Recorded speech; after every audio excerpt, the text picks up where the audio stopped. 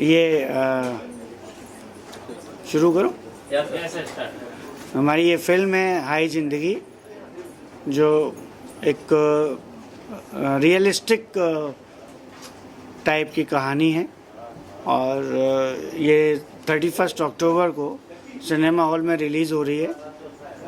और मुझे लगता है आप लोगों का प्यार और आशीर्वाद हमें मिले तो बहुत ही अच्छी बात है, हमें खुशी होगी। और मैं इसी तरह आप लोगों का मनोरंजन करने के लिए फिल्में बनाता रहूँगा, इसलिए हमें आपके प्यार की बहुत आवश्यकता है। प्लीज़ दीजिएगा। बाकी कहानी की बात सुनील अग्रवाल जी।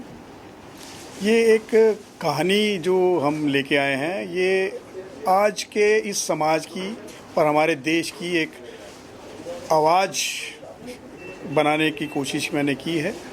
आज बहुत ज़रूरत है कि जिस तरीके से हम इक्वलिटी की बात करते हैं तो हर क्षेत्र में इक्वलिटी हो।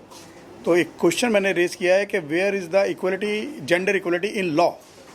लॉ में जेंडर इक्वलिटी नहीं है, मेल को कोई प्रोटेक्शन नहीं है और समाज में मेल के साथ हुआ ऑफेंस शर्म के मारे वो कंप्लेंट के रूप में नहीं आ रहा है। तो हमारी पिक्चर में पहली बार एक मेल एक फीमेल के अगेंस्ट में कंप्लेंट कर रहा है और एक डिमांड है कि भाई हमारे लिए भी, हमारी प्रोटेक्शन के लिए भी एक लॉ बनना चाहिए।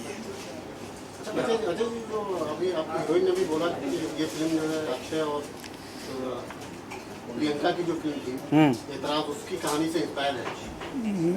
वीडियो बना ले यार, वीडियो। कहानी जो है, देखिए, जो कहानी ऐतराज की थी उसमें क्या था कि वो उसका एक्स लवर था, है ना।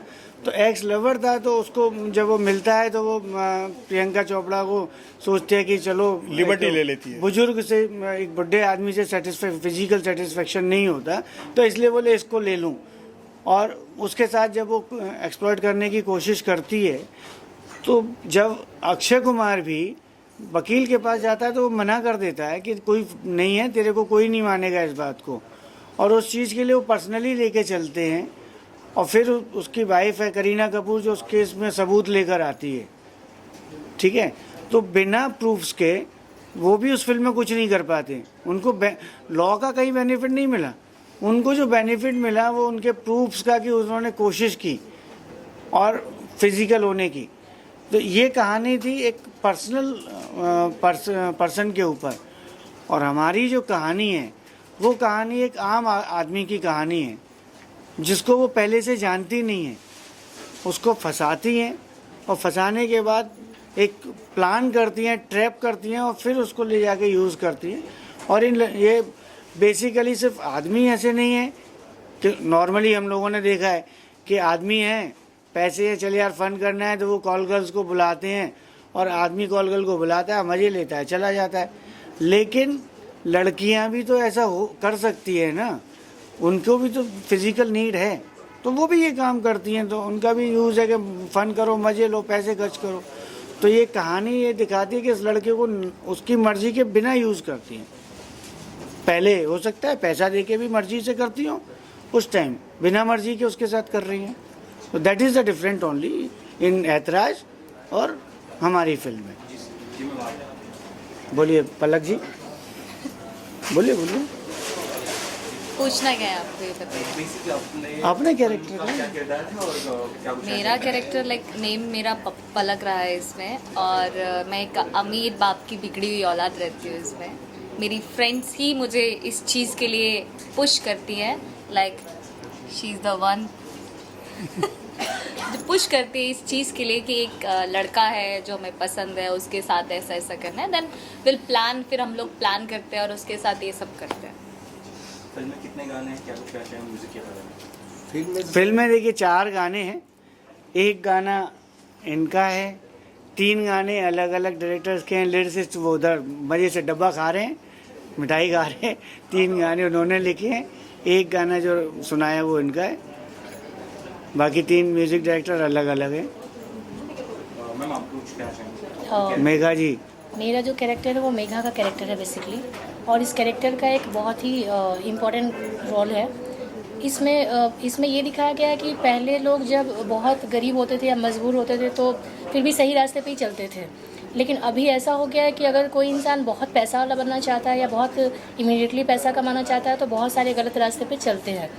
तो इसमें ये दिखाया कि पैसे के लिए वो गलत रास्ते पे चल रही है और उसको कोई बोलने वाला नहीं, उसकी मजबूरी है, अपने मन से तो नहीं कर रही है, लेकिन वो चाहती तो सही रास्ते पे भी चल सकती थी, लेकिन वो गलत रास्ते पे चल रही है। दूसरी बात कि इस मूवी में जैसे आजकल जो फिल्में बन रही है, आजकल जो चीज़ें चल रही है, तो इसमें रियलिस्टिक दिखाया है। मूवी टाइम के साथ अपग्रेड करते हैं हम स्टोरी। तो पहले के ज़माने में कुछ और स्टोरी होती थी, कुछ और चीज़ें होती थी, अभी जो हो रहा है चीज़ें चेंज हो गई है, तो उसके अकॉर्डिंग मूवी जो बनी है उसके अकॉर्डिंग ही बनी है जो आजकल चल रहा है।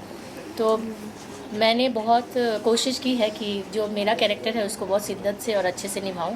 बाकी आप लोग देखेंगे तो अच्छा लगेगा आप लोगों को, तो आप लोग प्यार दीजिए ताकि आगे और भी फिल्में बनती रहे, हम लोग काम करते रहे। बिकॉज आपके प्यार की सबसे ज़्यादा ज़रूरत है। और क्या कुछ कहेंगे सर, आपका करेक्टर के लिए किस तरह प्रिपरेशन किया आपने और क्या कहना चाहें, किरदार क्या है? फर्स्ट ऑफ ऑल जो इसमें मेरा कैरेक्टर है वो है एक कॉर्पोरेट ऑफिस का, जो कि बहुत डिसेंट है और अपने बॉस के इशारों पे सारे काम करता है। और इस फिल्म में सबसे अच्छा मैसेज ये है, जैसा कि सर ने सारी चीज़ें बता ही दी हैं आप लोगों को, कि मेल्स के लिए जो रूल्स और रेगुलेशंस नहीं हैं और उनकी कोई वैल्यू नहीं है, उनके लिए कोई लॉ अभी तक आया नहीं है, तो उसी के ऊपर पूरा कॉन्सेप्ट है इसका। और आई एम श्योर रिलीज़ के बाद सबको अच्छा लगेगा और एक नज़रिया चेंज होगा सबको लॉ को लेके एंड सारी चीज़ों को लेकर के। अब जैसा आपने सुनील जी ने भी बताया कि इस फिल्म का जो मेन एम है वो लॉ का है, लेकिन इस फिल्म के थ्रू जो एक मैसेज पब्लिक को भी दे रहे हैं, लॉ एक अलग चीज़ है, वो तो है ही है, मेन एम एस्पेक्ट है। बट सेकंड है कि हम लोग जितने भी, मैं मतलब बच्चों की तरफ से नहीं, पेरेंट्स के लिए कह रहा हूँ कि पेरेंट्स भी अपनी लाइफ में इतने मस्त रहते हैं कि वो पैसा और पूरी फैसिलिटीज़ तो बच्चों को दे रहे हैं, लेकिन उन बच्चों के ऊपर नज़र नहीं रख रहे कि वो लाइफ में क्या कर रहे हैं। तो हमारा एज ए पेरेंट्स हमारा भी ये दायित्व है कि हम बच्चों के डे टू डे क्या कर रहे हैं उस पर नज़र रखें।